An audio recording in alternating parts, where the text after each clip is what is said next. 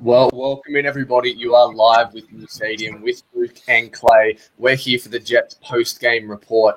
And Clay, week 2 in the books against Green Bay, another win for Gang Green. They took the money 23-14. Let's break down everything. We're going to spend 45 minutes an hour going through all of it. It's super exciting. We're going to obviously touch on the quarterback, who was fantastic again. But before I dive into the game, guys, I want to thank you all for joining us, supporting both U Stadium, live with U Stadium, and Clay and myself. Make sure you're liking, subscribing, and following and commenting everything we do here on the U Stadium YouTube channel. You can send us super chats and stickers. You can send donations and support us so we can get bigger and better, bring you more interviews like we've done in the past with CJ Mosley and Jamison Crowder and Hunter Henry and all of those guys. Enough about us, though, Clay. Let's talk about the New York Jets. Loved what we saw from the first team offense. Didn't love so much what we saw from parts of the first team defense. Where do you want to start? What stood out for you the most? Let's jump into it. I mean, there's no way we can start with anything other than Zach Wilson, right? I mean, what were his stats? He was 9 for 11. Let me bring him up. 9 for 11, 128 yards and 2 touchdowns with a 154.7 passer rating. And for those of you that don't know, a perfect passer rating is 158.3. So he was less than 4 points away from having a perfect passer rating. No, he killed it. He seemed very poised in the pocket. He was accurate. He knew what he wanted to do. Again, it seemed like they wanted to keep him in the pocket for the most part. I think he had a couple rollouts. One which resulted in one of his 2 incompletions, which was a terrible throw to the flat to Corey Davis. But outside of that pass, and he looked very, very solid. Unfortunately, he's doing this against second and third teamers. So we do have to take it with a little grain of salt. But no, I've been very impressed with him. And we've spoken about it where, like, Sam Darnold, he kind of just looked a little jittery at times. And while I still think he'll be a fine quarterback in the league, you're not seeing that from Wilson. Like, he's even dealt with a couple, albeit like not a lot of pressures, but there's been a couple attempts where there was pressure literally right in his face on third down, nonetheless, and he'll throw a strike for I guess the 3rd and 14 last week wasn't a first down conversion, but this week it was to Corey Davis. And I'm very impressed with how he's played, especially with I guess his poor practices, where he seems like he's struggled a little bit, especially with holding on to the ball a little bit. Granted, I'm not there to watch the practices, so I can only take it from Twitter, which I think me and you both know isn't always the best thing to do. But no, with everything that we've seen these last 2 weeks, I'm very impressed. Through 2 weeks of stats, he's 15 for 20, 191 yards and 2 touchdowns, no interceptions. No, I don't even think he has any turnover quality plays. So I'm very excited with how Wilson's performed these last 2 weeks. Yeah, he played so well today, Clay. I had to pull the new jersey off the coat hanger, so we're rocking the number 2 today. So I had to crack it out a little earlier than I thought. Wanted to bring it out just for week 1, but had to dive into it. I think, Clay, it's just, you mentioned it, it's third down. He's been so impressive through both preseason games. I think he's 5 for 7 for 4 first downs, plus the one just short in week 1 to Tyler Kroft. He's been phenomenal. One of the understated things that we talked about before jumping on live, Clay, were the little plays, though. Everyone notices the deep over route, the crossing route to Corey Davis. They noticed the dig to Corey Davis on third down. There was a play before that third down where Wilson was being heavily pressured up the middle. You've seen Trey Lance, Justin Fields take sacks this preseason. Zach Wilson got the ball out to the flat to Tevin Coleman for a no-yard gain. And people think, what's important about that play? 3rd and 8 compared to 3rd and 14, 15 in the NFL is huge. I loved that. And then the third down throw to Corey Davis, where he felt the pressure, had nowhere to step up, so he just floated back in the pocket and then hit him on the shallow cross for a first down. Both beautiful plays. But you're right, Zach Wilson's been phenomenal. And I said it before the game, he was in a no-win situation today. If he played well, Green Bay didn't play any starters. If he played poorly, he was the guy who got destroyed by second and third stringers. But he overcame that. He was phenomenal. And what I said to Tim Jenkins when we were talking today was, it wasn't about the stats. It isn't about him destroying Green Bay. It's about how it looks. And it looks like an NFL caliber player. And that's something we haven't seen here for a very long time. Yeah, he has the poise. He throws with touch. He's not trying to – he has an arm. Like, we all know he has an arm. He's not trying to throw a rope every single time. He actually knows how to throw with touch and anticipation, which will ultimately result to like a lot of bigger plays in the middle and deep parts of the field. So, yeah, I mean, he kind of nailed it with him. And actually, I want to ask you, which was your favorite throw of his today? I like the third down throw to Corey Davis on the dig route. I just thought the timing was there. He got his back foot in the ground, no hitch, and then it was an absolute rope over the middle. I mean, we know he can do the things off structure, but I love seeing him throw over the middle. I love seeing him throw on third down, and I love seeing him throw on these big important money downs in the NFL. So that's probably where I would lean. But you mentioned him not having to rip the ball. Mac Jones played fantastically well last night, but when he ripped that ball between the linebackers and stepped up through the pocket, he threw that bitch as hard as he could. Zach Wilson, it's very relaxed. It's a flick of the wrist. It's such an easy motion, and that's the subtle difference in arm talent. Look, I'm not taking anything away from Mac Jones. He's been really good through 2 weeks, so don't think I'm saying that. But that's the little difference between I was about to say Russell Wilson, between Zach Wilson and Mac Jones. Clay, I wanted to remind everybody, if you want to join us and talk about Zach Wilson, the Jets defense, anything that stood out for you today, just pop a comment down below saying join. Splash, our producer, has the link for StreamYard. You can jump in there, have a chat with us, ask some questions, and we can chew the fat on Jets football. But Clay, sticking with the theme of the Jets offense, Corey Davis again, you kind of already alluded to it. Incredible stat that I saw. Through the preseason, he's run 12 routes. He's had 10 targets and 6 completions for like 85 plus yards. It's pretty incredible the chemistry they have, and I think he's very clearly the Jets' number 1 receiver. Yeah, I mean, the fact that he has that many targets on that many routes run, so 10 out of 12, like that's absurd. I know we're playing without Elijah Moore. I guess we still have to see what happens with Denzel Mims, but Elijah Moore, I think he's going to be possibly receiver 2 on this team. So maybe some of those targets go his way in the future. But the fact that they're not only is he looking for Corey Davis, but Corey Davis is open and he's catching the ball. Like a 60% completion percentage to him. And it's not great, but could be. We've seen a hell of a lot worse. I can tell you that. I think Robbie Anderson was under 50% with Sam Darnold. So I think we're kind of used to seeing our top receiver drop off a little bit with completion or catch percentage. Sorry, but yeah, Corey Davis is really shined. He's getting open. You can kind of see the chemistry on that deep pass too. Like you kind of saw that Wilson was going to do the back shoulder. It was a broken down play. It wasn't the route. He kind of hit the back shoulder, hit him on the sideline. It was perfect. That was, I think, technically it was like a 38-yard throw in the air, like from yard line to yard line. But considering it's on the sideline, that was like a 45-yard rope, kind of like on the move too. He wasn't set. So I think the chemistry between them is going to just keep growing throughout the year, and especially when you throw in another target like Elijah Moore, who's going to be moved all over the field, and he's going to have more eyes on him than Keelan Cole and Jamison Crowder, especially outside of just the intermediate part of the field. So I think it's only going to continue to get better as the more these guys play together, and it's exciting, man. I wish I had better words to use than that, but like with our receivers in the past, we just haven't had it. We haven't had a chance to be excited about a quarterback and receiver tandem, like outside of 2015. But like that was just like that was a fluke, obviously. Yeah. So it's just, again, for lack of a better word, it's exciting to say. Yes. Someone else who I think will be excited is Drew, who's called up. He wants to be a part of the show, talk a little Zach Wilson and the Jets. Drew, how you going, man? What were your takeaways from the game and how are you feeling after that? Oh, he dropped out. We've lost him. That's okay. We'll come back to Drew if he jumps back in. But what else stood out to you, Clay, from the offense? Let's just stay there for a little bit. I thought the protection was fairly clean again with the first team. I thought Becton looked good. Fant playing on the right side of the line because obviously Morgan Moses was hurt, as every other Jet player was throughout this week of joint practice.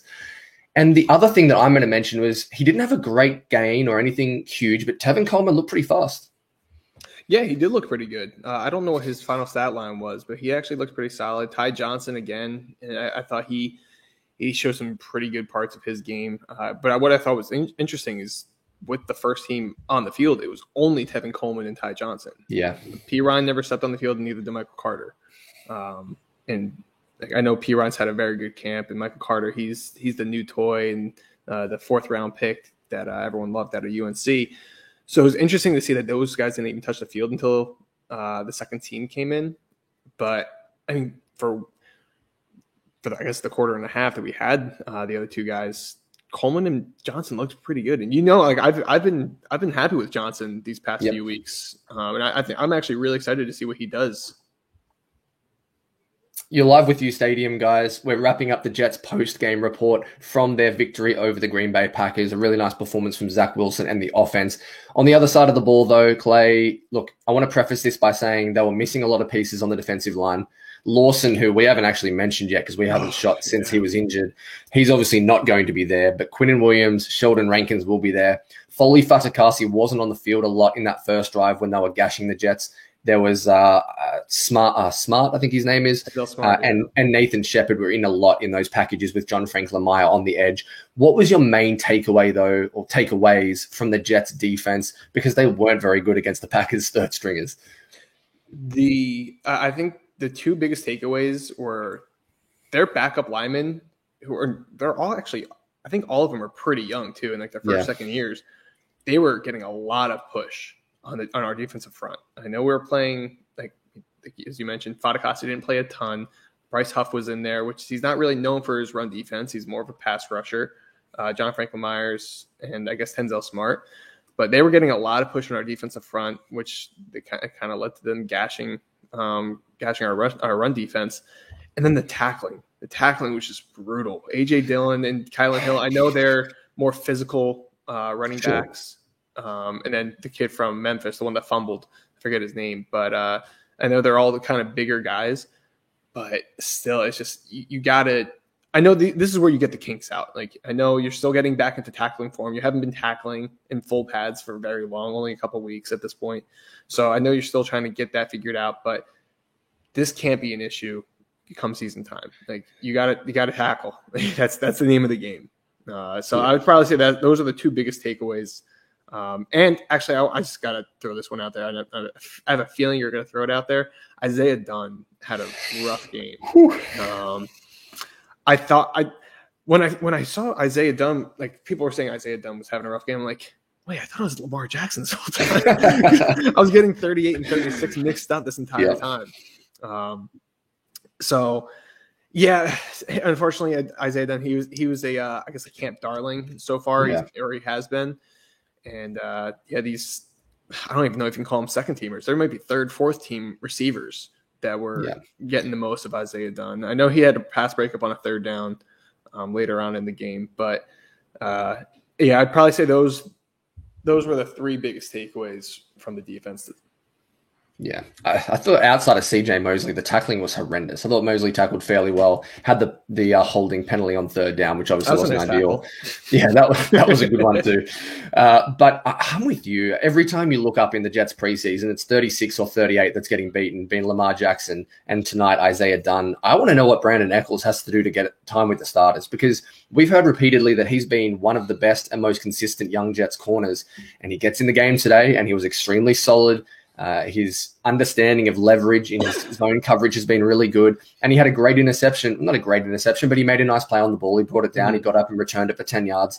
So I'm intrigued to see if he starts with whoever plays in week 3 against Philly, because I think Sulla will want them back on the field after tonight. But something that I'm a little worried about is Bryce Hall on comebacks and curls in man coverage. Mm-hmm. He's really good in zone. We know that. He plays excellent football when he's in off coverage, eyes in the backfield. You saw it again tonight. He got beaten on like an 8-yard curl where he just struggles to slow down his feet and mirror the receiver. He ends up like 3 or 4 yards past the catch point, and then he's trying to fight and come back. I saw him lose up that a couple of times against Mike Williams in the LA Chargers game. And look, it's nothing huge, but it's just something I'm a little worried about because he's just not the most fluid mover, and it's not the end of the world. The touchdown wasn't really his fault. It was more on Marcus May and communication. Mm-hmm. But I didn't love what I saw from Bryce Hall after a strong camp. No, he didn't look too great a couple of times that I noticed him. Normally, if you notice a cornerback, it's kind of like offensive line. If you notice them, it's usually not for a good thing, unless they're getting an interception. The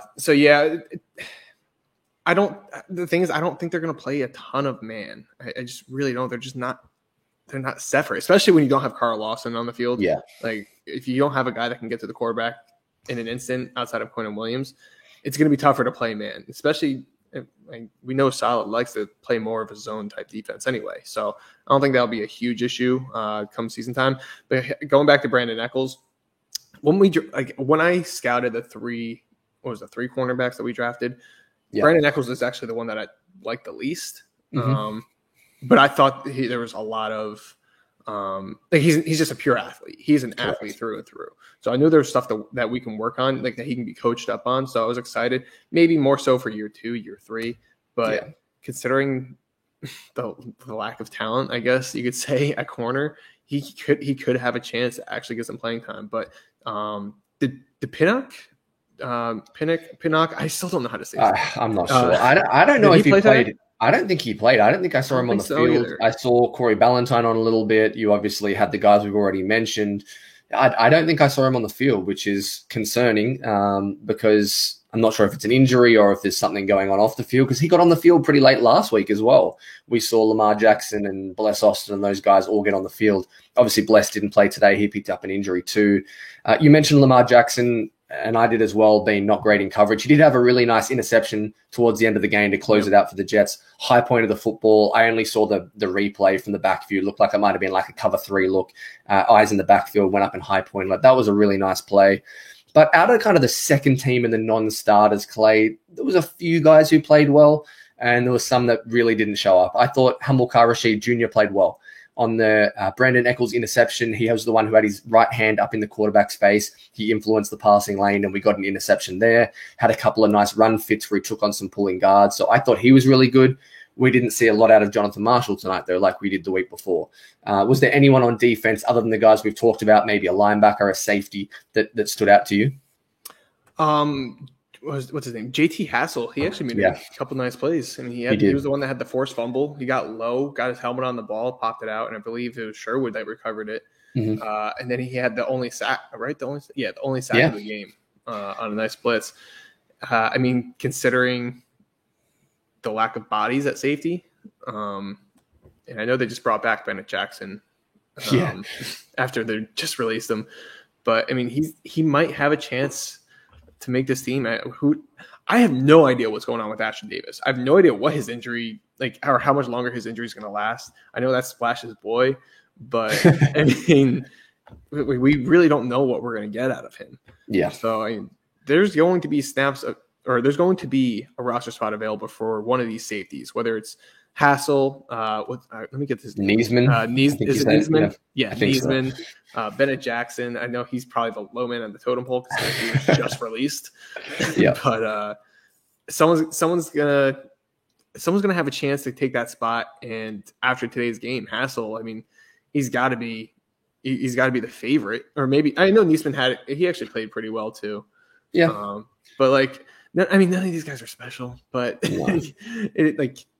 I don't know. You got to get something out of him, and he was one guy that kind of showed up, popped up out of nowhere for me. Yeah, Ashton Davis, the GOAT, as Splash just called him. He's out till at least week 2. He's already been put on that list by the Jets with Vinny Curry, so he won't be back until then at least. So intrigued to see what's going to happen there because he's a ways away still. He's only just resumed running last week, so Ashton Davis isn't looking great for him right now. He's going to be safe on the roster. It's nothing like that. Yeah. He needs to get on the field and produce because he was fairly quiet last year, as 95% of the young DBs were coming out of that rookie class with no training camp. But we're going to see. I think Melly wants to jump in and ask some questions, Splash. And we're talking here live with U Stadium about the Jets' preseason win over the Packers. They're turning into the new Baltimore Ravens. They're on a streak in the preseason, the New York Jets. Really impressive. So pleased to see that, Splash. We talked about Zach Wilson already. He was fantastic. Let's talk about the other Jets quarterbacks in a moment because they weren't quite as good. Mike White took a freaking beating, man. That poor guy had 3 runners at him all night. And then we're actually going to segue to Sam now before we jump into the second and third string quarterbacks because they can wait. They're going to have no impact on the Jets season whatsoever. Let's bring Samuel in. Samuel, how you going, man? What were your thoughts on the game? How you doing? It was good. I watched the first couple quarters, and I really, really enjoyed Zach Wilson. I'm super excited for the season, super excited to see Robert Saleh coach a competent football team. Yeah. And I really, really, truly believe that even if we only get 4 or 5 wins, 6, 7 wins, to me, that's not what's important. To me, what's important is continuing to see progress and all that. Mm-hmm. Yeah, Sam, you're completely right because this team now is going to struggle defensively. We saw it tonight, especially with Carl Lawson out. This is the Zach Wilson season. What's kind of stood out to you the most? Clay and I have already talked about it. Did you like the off-structure stuff? Was it the poise in the pocket? What kind of stood out for Zach Wilson for you? For me, it was definitely the quick releases, the being able to see the field, the being able to just get the ball out quick, the quick reads, the no hesitation. I only saw one bad pass all game, and just being able to read the defenses was definitely the most impressive thing for me. Yeah, I agree. And Clay, that has been impressive, the quick releases, hasn't it? Yeah, I mean, obviously we all know when Sam Darnold was drafted, that was a huge thing that people were kind of stuck on. Like he has a long release, whereas Zach Wilson is just literally just like you said before, it's just his wrist. Yeah. It's out of his hands so quickly. I love to see it, and it's every single pass. It's just you kind of nailed it on the head. It's just nice to see.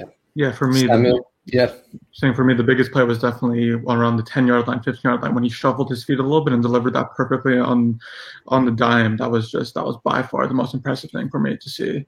Just that quick release that he saw where he wants to go and just boom, it was right there, right on the money. That was very, very nice. Sam, you mentioned the coaching as well, and I've been pretty clear on saying these runs on 3rd and 4th and 1, that's just Mike LaFleur not wanting to show his playbook. What have you thought overall of the play calling, especially on the offensive side of the ball? Samuel, I'll start with you. What have you thought about it? So for me, it's the preseason. I'm not going to think anything of it. Obviously, the playbook isn't out, so we have no idea what's actually going to be coming on 3rd down and 4th down in these short situations. Like we were talking about before, the most important thing is just being able to see the field. And a lot of quick dump downs, a lot of basic, easy crossing routes and posts and fades. Obviously, I can't comment yet on what the playbook is going to look like. Yeah. Clay, have you liked overall how it's looked though? Yeah. I'm still waiting to see that one big shot that's not from a broken play. That's the one thing I'm kind of just waiting to see because we know he has the arm. Maybe they're just waiting for Elijah Moore to get on the field before they do that. But actually, I'm kind of curious. So, what did you guys think about the decision to punt on 4th and 1 at the 50-yard line? I actually, before I hand it off, I actually thought it wasn't a bad idea. Just considering, I know you want to kind of get a feel for how you're gonna be in those situations. Like those are important situations, but for the bottom of the roster, you still got to figure out who's going to make it, and those guys are going to be decided on based on how they play on special teams. You got to see who can shine in those situations, and so I really don't have a big argument for going for it. If it was the regular season, yes, I would say I'd probably lean towards going for it. In that no man's land, but in the preseason, I really don't care that they didn't go for it. What do you guys think about that? Yeah, I'm the same. I think you want to see your punt unit out there, give Braden Mann a shot, see what the Gunners have got. So I thought it was pretty good. Last question before we have to let you go, Sam. Give me a record prediction for the Jets this year. What are you going to say? I'd say the low point is 5 wins, and the high point is around 8 wins. I love it. Thanks for coming on, man. We appreciate you, Sam. Thanks for listening, man. Oh, sorry, we lost him there. Sorry, Sam. Sorry about that. Clay, we were just comments, Sam. Yeah. Let us know what you were going to finish on there, Samuel. Sorry to cut you off, man. Clay, we were going to transition quickly to the second and third string quarterbacks. I mentioned Mike White being under duress the whole time. He got hit heavily on numerous occasions, but James Morgan looks terrible. It's really bad. He's throwing these line drive ropes within 12 yards of receivers. It's going nowhere near anyone. It's really concerning right now. Yeah, he can't be quarterback too if Mike White's hurt.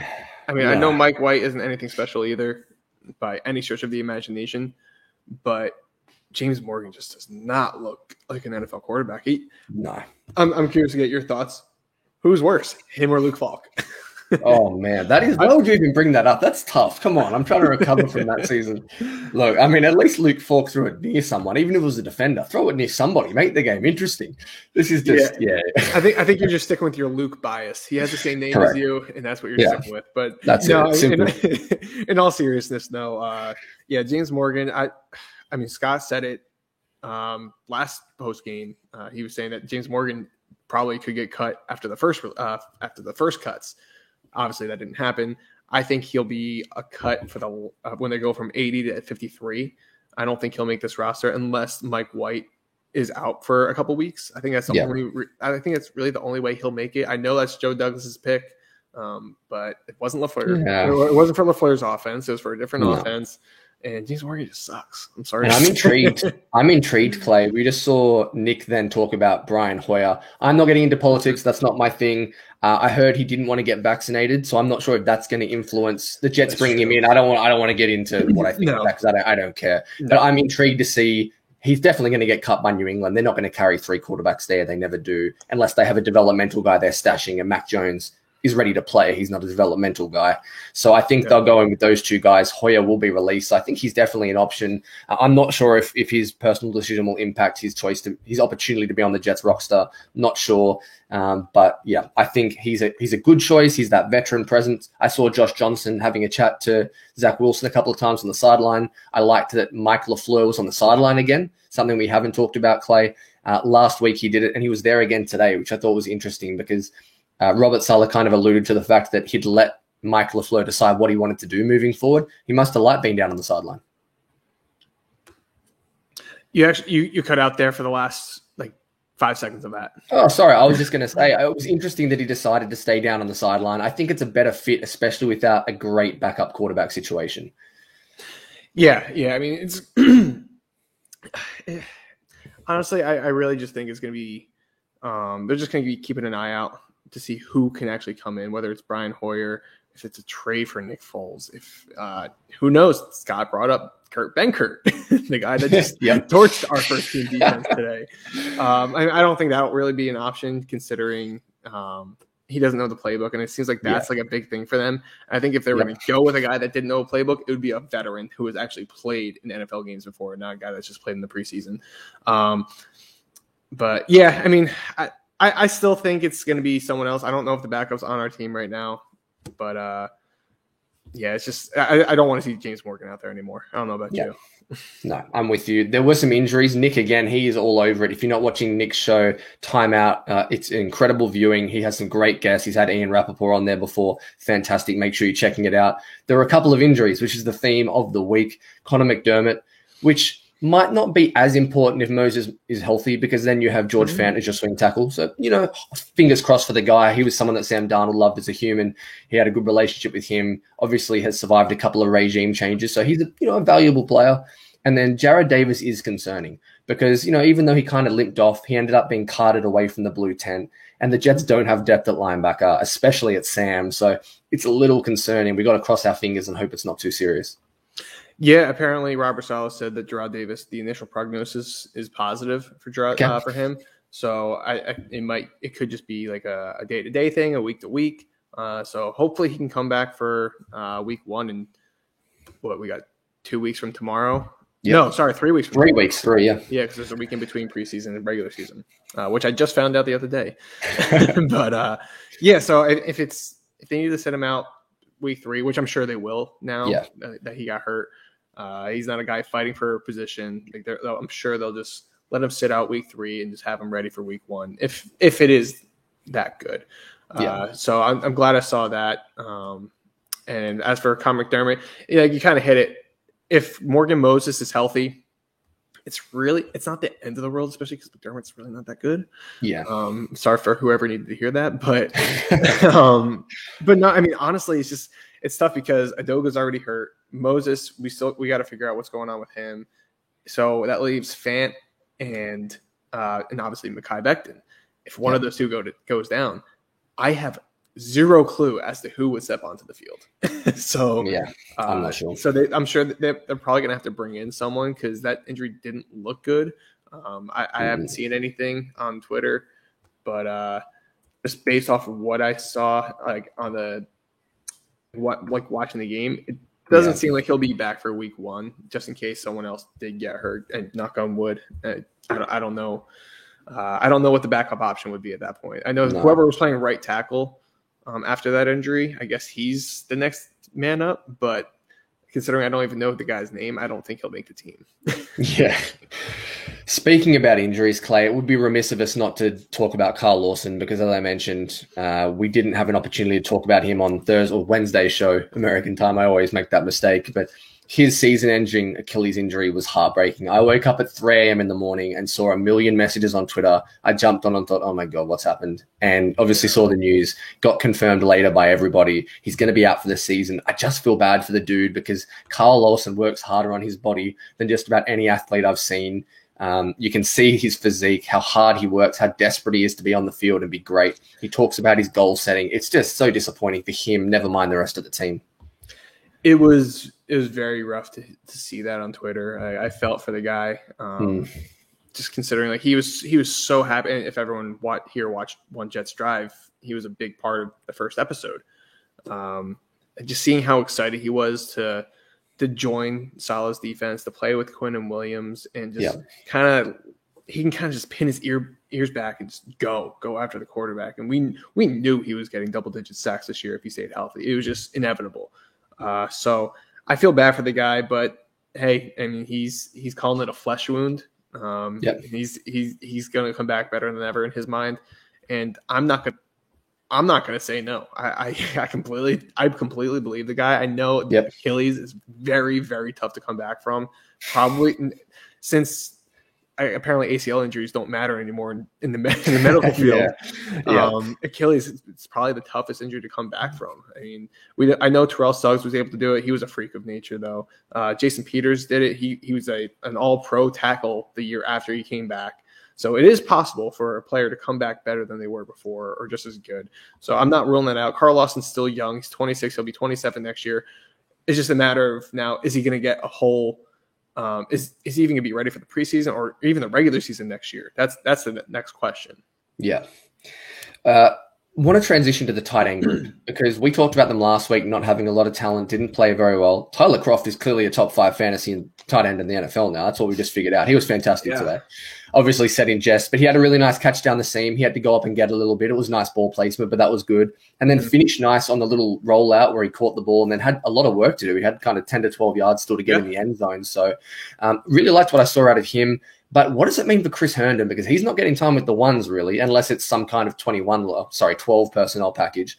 And he's going to make the roster, I think, to answer Nick's question, but I don't think he's going to play much of a role.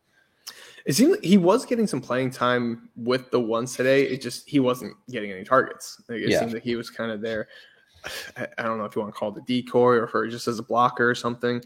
But it seems like right now it would be Tyler Kroft's position to lose as tight end 1, especially after having a 2-touchdown game. And that in both touchdowns, they weren't just gimmies. No, not at all. Like the first touchdown, we didn't even really talk about the touchdown plays. We just said touchdowns for Zach Wilson. But the first touchdown, I mean, Wilson, he went through his progressions, got Kroft over the middle of the field. He put it on the left side of Kroft, which it was a tough catch for Kroft to make.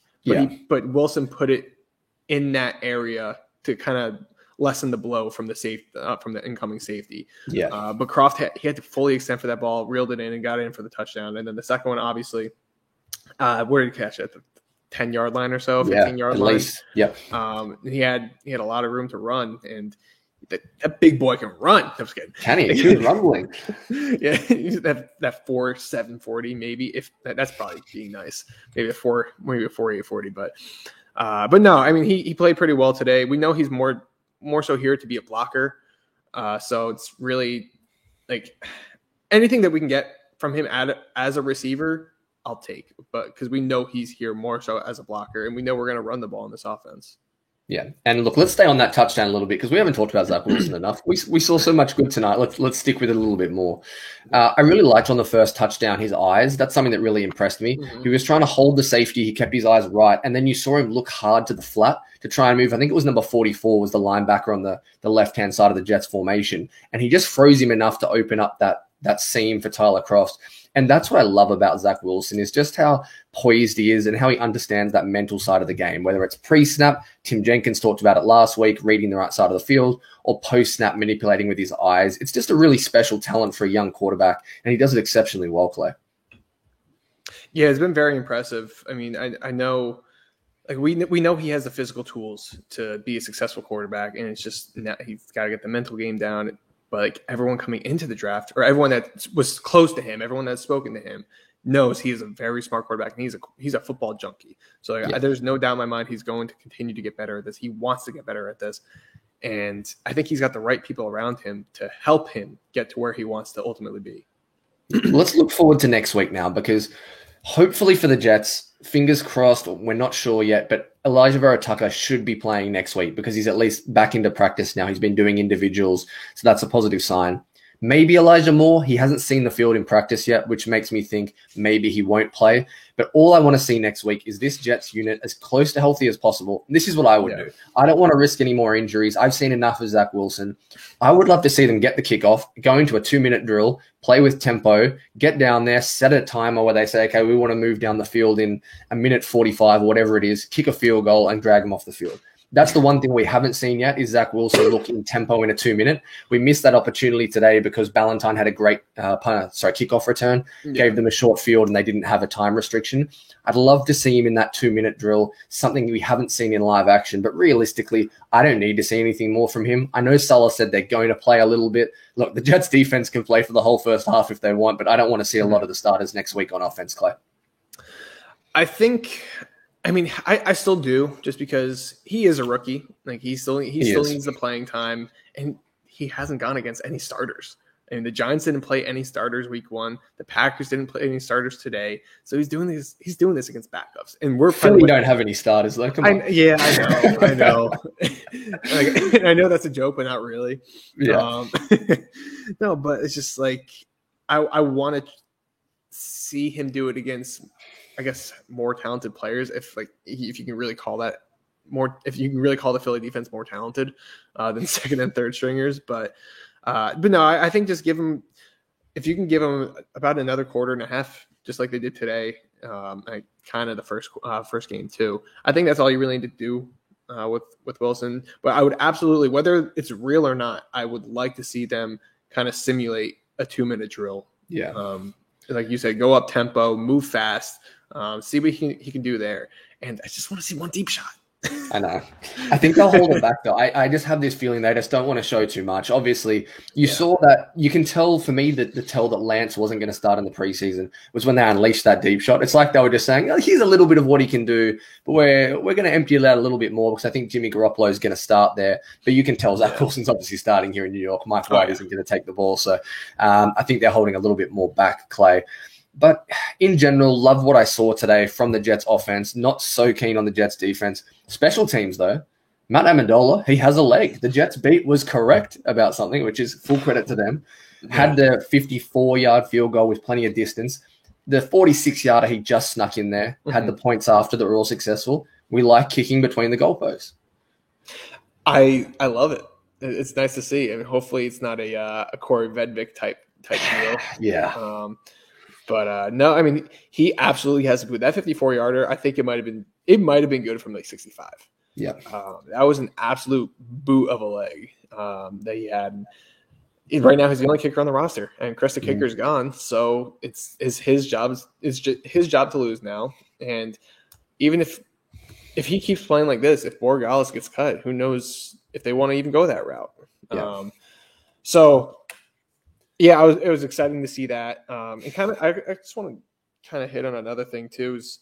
We kind of touched on it a little bit, but the lack of push that they're getting on the short yardage situations is kind of not like concerning, but it's just like they've really struggled on like third and short and fourth and short. Really getting no push in the run game whatsoever. I know they're kind of playing vanilla. They're just handing the ball and going right up the middle. But you'd like to see them get a little bit of push where they're not getting tackled behind the line or trying everything in their power to just keep legs churning to get that first down.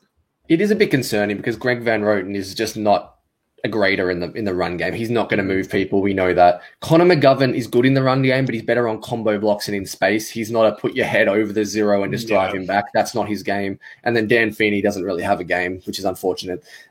We saw a guy who I didn't know a lot about, Murray was in pretty early with the ones today playing left guard, which I noticed because obviously, look, there's no depth there. Vera Tucker's out, Cam Clark's out, a million other people are injured. Alex Lewis retired. Yeah. Alex Lewis retired with, some personal circumstances, but it was nice to see him play pretty well.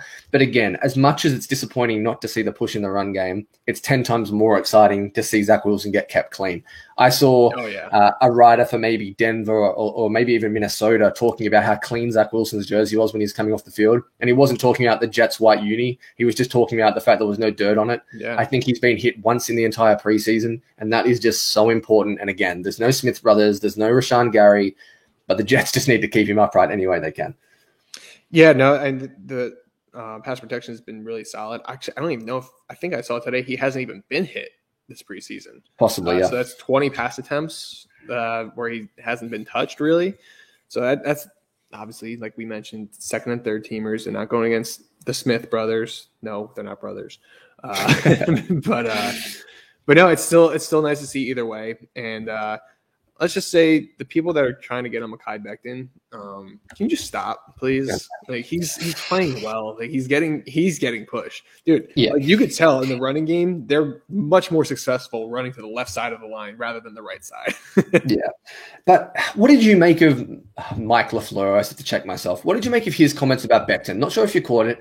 For those watching who didn't hear it, he came out and said, "Look, Mekhi's working through some things. He's not playing his best football right now. He knows that." But he's just learning what it's like to be a pro. He didn't have a training camp last season. He's just getting better, not just mentally, but physically on a day-to-day perspective. For me, that kind of said, we're not happy with this guy's effort at training and in training camp. Is that kind of how you took it? A bit of a wake-up call to Mekhi? How I took it, I didn't see the whole quote, and I didn't really go too much in depth into it. But what I saw is that he's been struggling, which he has been. Carl Lawson has taken his lunch money time and time again this off season, and obviously we know. I think it was more so Preston Smith rather than Za'Darius. Yeah. That was kind of giving him some issues, but come game time, he's killing it. And I think I saw a tweet last year. There was people that were saying Jordan Jenkins was getting the best of Mekhi Becton last year, and we all know how that panned out. Jordan Jenkins was not very good. Mekhi Becton was very good as a rookie. Yeah. So, I mean, I'm really not too concerned. If it starts becoming an issue in games, then I'll be concerned. But practices, I understand you want your guys to be practicing really hard and training really hard, which he is. Let's get that straight. He is. It's just he's just a big boy. It's kind of hard to, I guess, look better when you're that. I was almost going to say fat, but when you're just that, when you're just that big. Okay. Yeah, we're not Manish Mehta. We are not body shaming the Jets. No, not at all. Mo Wilkerson looked great. Le'Veon Bell looked great. And now Mekhi Becton looks really good as well. Oh, no, yeah. I'm just saying when you're 370 pounds, that word's going to get thrown around. But no, for that size, he does look good. He looks incredible. Strong. He doesn't look out of shape. No. So I'm okay with him and how he's. Yeah. I don't care that he's getting beat occasionally. Maybe more than occasionally in practice. If it's not happening in the games, I don't care. Yeah, and Melly here. This might have been, was that Samuel? Yeah, correct. Yeah. Yeah, and good coach putting some fire under his ass. Yeah, so I'm okay with it. I really am okay with it. I didn't take anything other than just he kind of called it how it is. Yeah, Mekhi hasn't had a great camp, and I think he'll be okay come season time. Yeah, some of these young players with an abundance of talent, it's really hard for them to go day to day in this grind. I know that's a cop out, but sometimes you just feel like it's so monotonous. The dog days of August, and look, it's not a concern at all. Mekhi Becton's going to be a top 10 left tackle in the NFL this year. I feel pretty confident in saying that, especially with guys like Bakhtiari out. He just has an opportunity to fly up those ranks. So really excited about Mekhi Becton. Clay, we've touched on a lot today. We've talked about Zach, Corey Davis, some of the injuries that we've sustained. Was there any other takeaways that you walked away from today thinking, I liked that, I didn't like that? What else have you got for us? Not much. I mean, Braden Mann, he had another good game. Yeah. I was actually surprised to see Jeff Smith with the ones on the second drive. I think he only had that. He might have only been on the field for one play, but he had that screen pass. Right after the screen to Corey Davis. So I was a little surprised to see Jeff Smith. Obviously, Elijah Moore and Denzel Mims weren't playing today. Keelan Cole played pretty late. Yeah, that was a bit strange, hey? Yeah, I don't even think he got any playing time with the ones. So maybe they're just trying to mismatch some things. I don't think we got to read too much into it, but it was just something to take note of.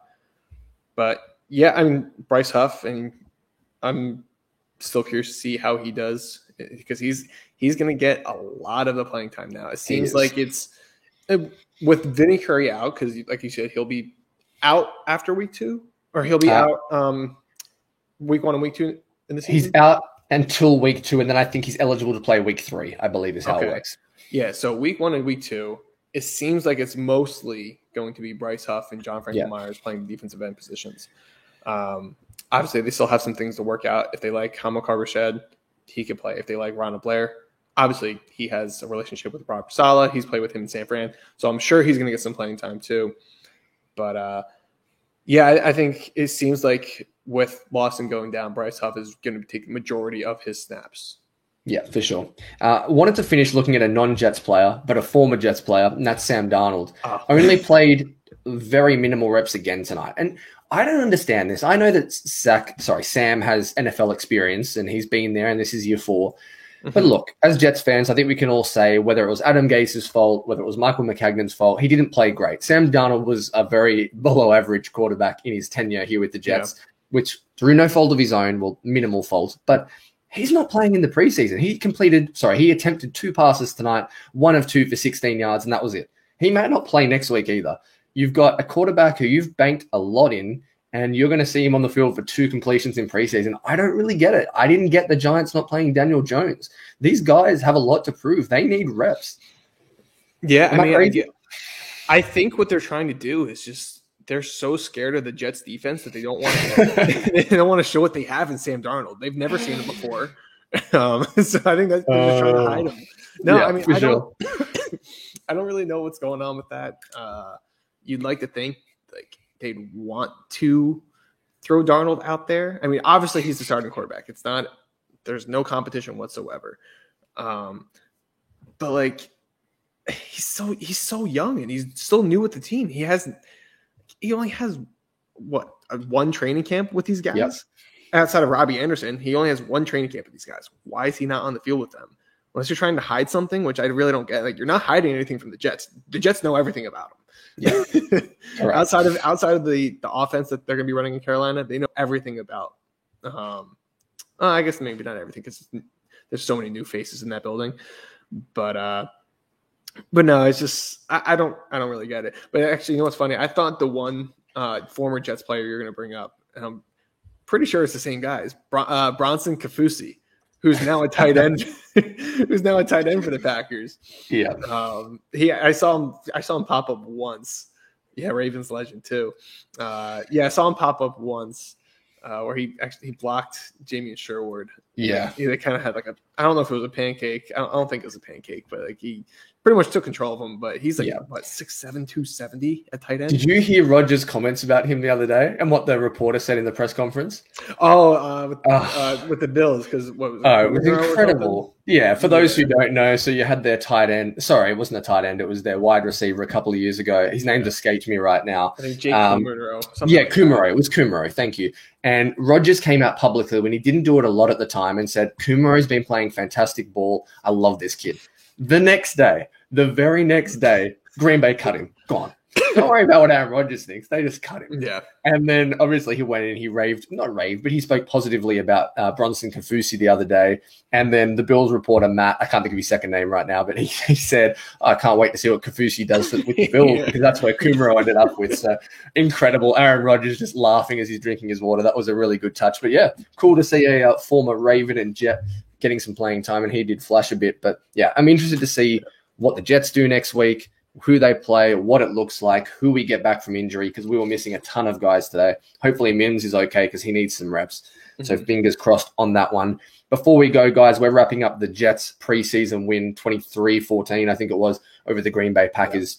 Yeah. A name we haven't mentioned, Clay, Michael Carter. Thought he had a couple of really nice runs in the third quarter, had the 18-yarder, the 8-yarder, and people go, Carter hasn't shown a lot. I think the blocking in front of him has been terrible. You can't just make something happen out of nothing if it's these muddy, ugly lanes. I thought he's been pretty good. Yeah, and you got to remember, especially today, he played solely with backups. He didn't play with any starters, and a lot of these guys aren't even going to make the roster that he's playing behind. So you got to give him some credit. But no, he had the 18-yarder was very impressive. Showed some strength there, showed some balance. So I mean, I'm excited to see what happens there. But one guy I got to start paying attention to is Michael Carter II. I feel like he's not really even getting a ton of playing time. I know he was early today. With the ones. Yeah, he got in with the ones today. But I gotta start focusing on him a little bit because I'm just looking at Bryce Huff and the edge rushers for the most part. But we're not hearing their names called. Javelin Guidry had a nice play again today where he was running vertically with the second. Yeah, which seemed like it was obviously planned with some of these guys we mentioned on the offensive side of the ball with Keelan Cole. But you're not hearing Michael Carter II and Javelin Guidry, which is great news for them. You're just hearing Isaiah Dunn and Lamar Jackson a lot, which isn't so much fun. But that'll pretty much do us, guys, for Live with You Stadium this week, the Jets week 2 of the preseason wrap-up. Make sure you're liking, subscribing, following, commenting, everything like that for all of You Stadium shows. Super stickers, donations.